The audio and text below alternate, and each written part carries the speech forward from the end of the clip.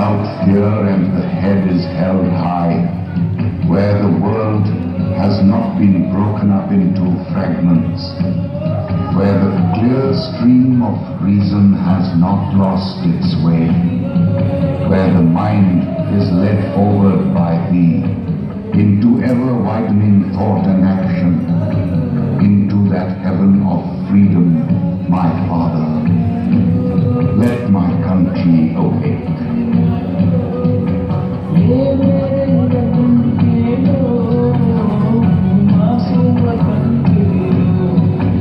My Father, let my country awake.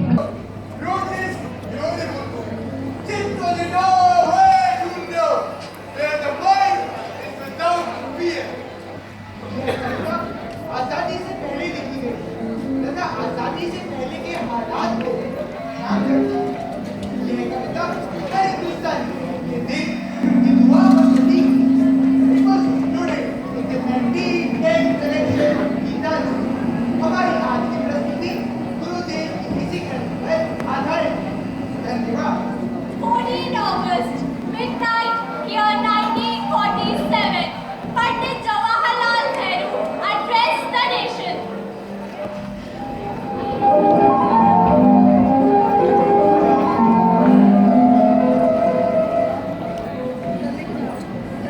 Long years ago, we made the trip with destiny, and now the time comes when we shall redeem our faith, not only on its own measure, but very substantially.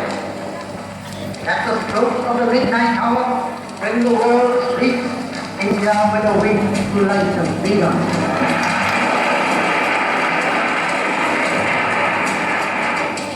A moment comes, which comes but rarely in history, when we step out on the road on the new, when the again, and when the soul of the nation, not oppressed by others.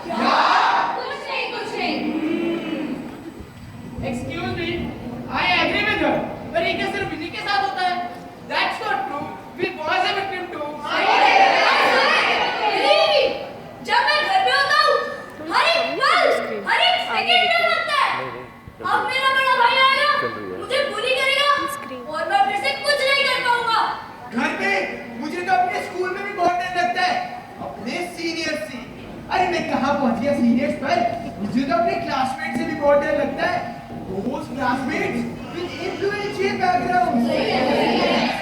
वो छोड़, मुझे तो सड़क पे भी डर लगता है कि कोई मुझे किडनैप ना कर ले। अरे सबसे बड़ी बात हम लोग भूल ही गए। Fear of not doing up to the expectations of my parents and my teachers.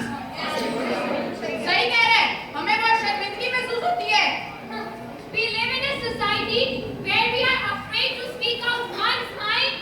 वो इसलिए क्योंकि हम ऐसा समाज बन चुके हैं जो सच का सामना करने से डरता है। और मौका लगते ही उस शख्स को जिसने सच बोलने की हिम्मत की हो उसे विक्टिमाइज कर देते हैं। हमें तो ये भी नहीं पता कि अगर हम सच बोलेंगे तो घर जिंदा पहुंच भी पाएंगे या नहीं। और जब हम सच बोलने से इतना ही डरते हैं, I think when we are so afraid to speak out one's mind, then how can we want our head high? अरे क्या नाम है उस लड़की का? हाँ याद आया मलाला। उसी का ही एग्जाम्पल ले लो। उसने जरा सी सच बोलने की हिम्मत क्या की? उसे गोली मार दी। And we are searching for the place Where your mind is without fear and your head is held high.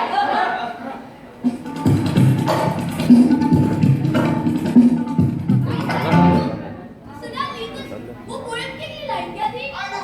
मुझे पता है ये वही वाली थी। हाँ वो याद आ गई where the knowledge is free Where the knowledge is free, where the heart is free.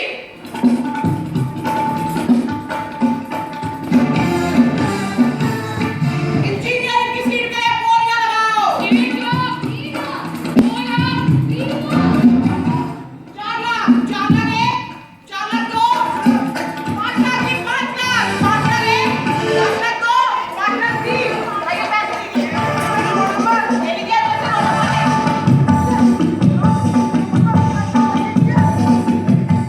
बोलियां लगाओगे वीरा, वीरा, तू बोला।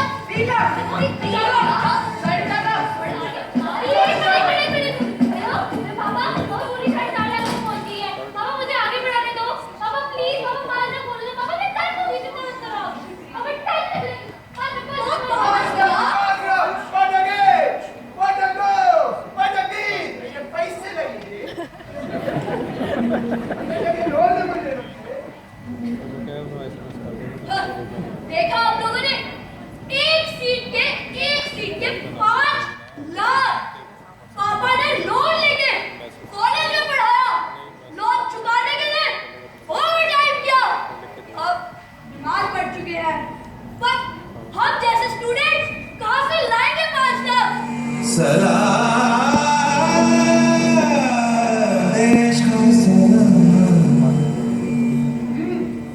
Right question. पर आप सबके लिए तो ये कॉमन ही होगा ना, क्योंकि आजकल ये लगभग पूरे भारत में हो रहा है। अरे आप भी तो विक्टिम हैं, आप भी तो इसे अक्सर फेस करते हैं। I agree with him. Education has become commodity today. To be sold to the highest bidder. Education has become commercial. अब स्कूल और कॉलेजेस में एडमिशन के टाइम बच्चे का टैलेंट नहीं बल्कि माँ बाप की जेब देखते हैं। And then we say, where the knowledge is free. अच्छा, where the knowledge is free.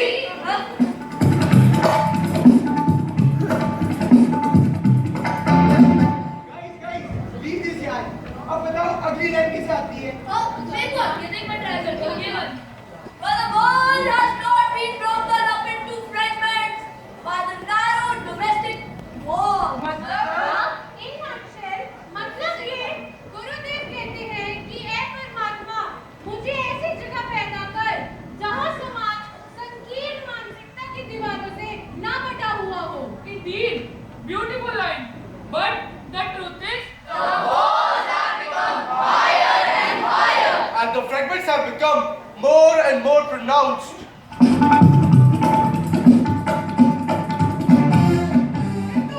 Versus, Muslim, Kannada, versus, Tamil, South Indian, versus, North Indian, Hindi, versus, village, caste, versus, caste. Wait. ये हम क्या कर रहे हैं? We are rapidly shuttering ourselves into our own cocoons of false security. Migrants are being roughed up and forced to leave the cities. we are insecure of our friends and neighbors. And one gets a shiver to think of a time when we will be afraid of our own shadows.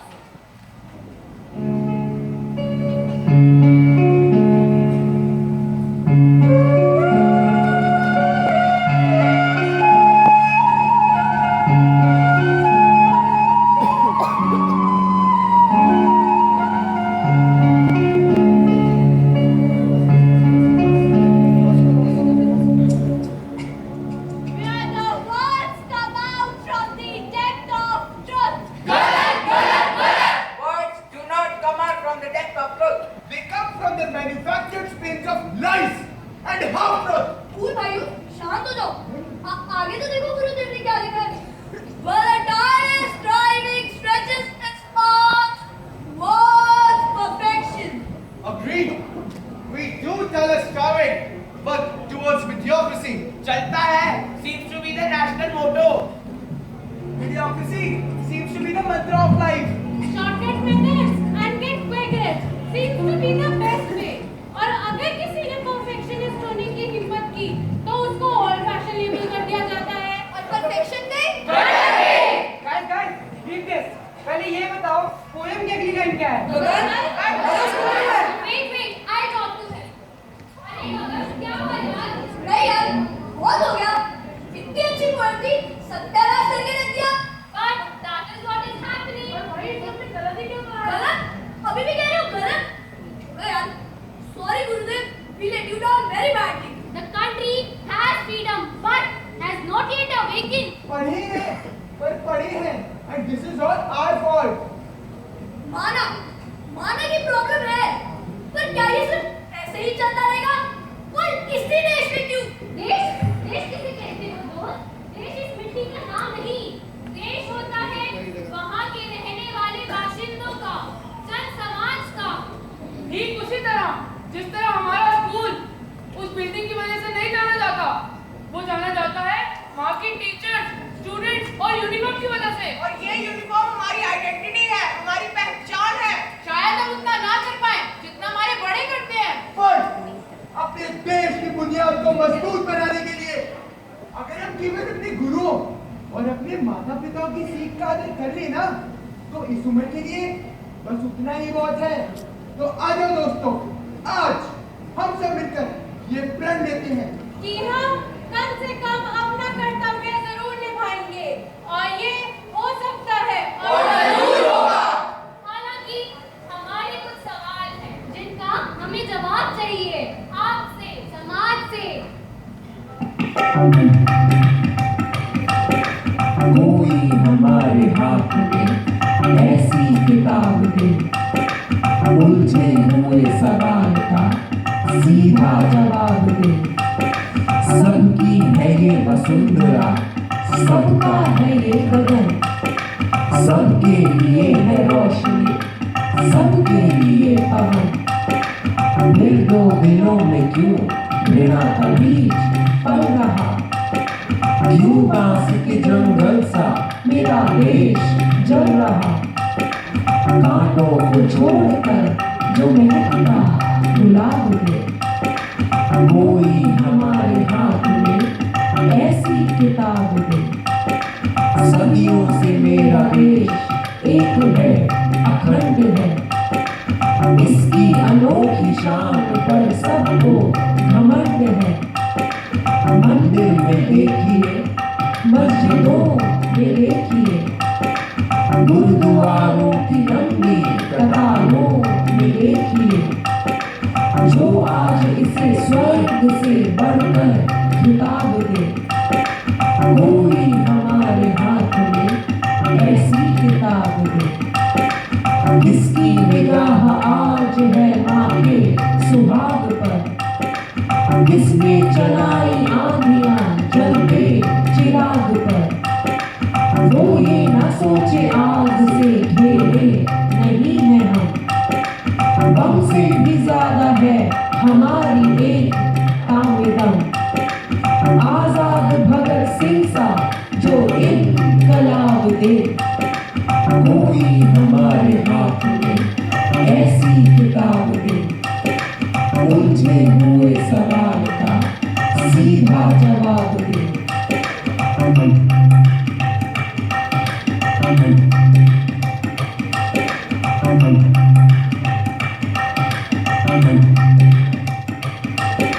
Thank you.